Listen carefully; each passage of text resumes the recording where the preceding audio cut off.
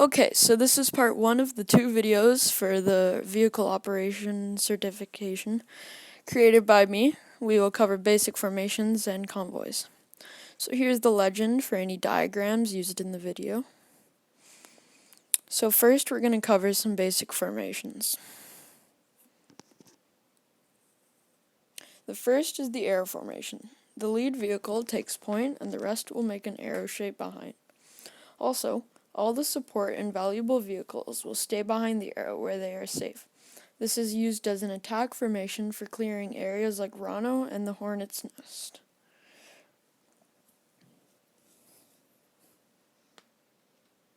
Next, the single file line. The lead car will take the point of the convoy, and all others will line up behind, keeping vulnerable vehicles in the safe center of the line. Stay 80 feet or 4 car lengths behind the car in front of you at all times. Next, the double column. This is where 2 single file lines will go side by side, one just a bit behind the other, and they will stay closer together than normal. This is a more stealth sort of thing. Next, the inverted wedge. Take an arrow, chop it in half, and you got one of these. Lead car takes the same point.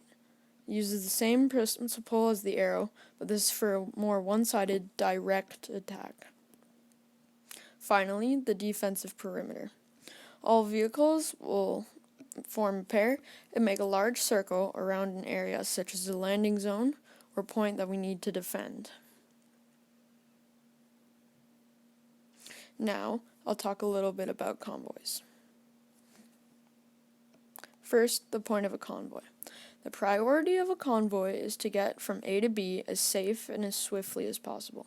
So, any softer targets are protected in the middle, such as trucks and jeeps, while harder targets, as Humvees and Strikers, will be in more dangerous positions. Now, I'll talk the different positions in a convoy. The lead vehicle is the most vulnerable in the convoy, so it is taken by a heavily armored vehicle type. The lead vehicle also sets the pace for the entire convoy and shall be driven and carry the commander of the convoy and the commander of the fire team, squad, etc. Next, the center vehicles. This is the group where the majority of your convoy will be. This will mostly consist of any Humvees and other vehicles that are taking part in the convoy. Then, the vulnerable vehicles. This is reserved for any valuable or defenseless vehicles in the convoy, such as trucks or any vehicles carrying cargo or bulk personnel. Then, the last in the convoy, the rear guard. This is the last vehicle in the convoy. It will be heavily armored and will cover the rear flanks of the convoy and watch the back. Now, I'll talk about dismounting. The first type is a soft dismount. The driver and gunner remain in the vehicle, while all other occupants dismount and move alongside the convoys, providing fire support or escorting. Then the hard dismount, where only the gunner remains in the vehicle, provides fire support, and acts as a lookout. Then the full dismount, where all occupants leave the vehicle.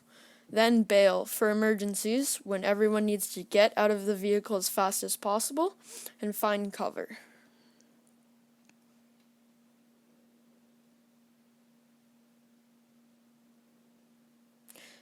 Now, spacing and pace.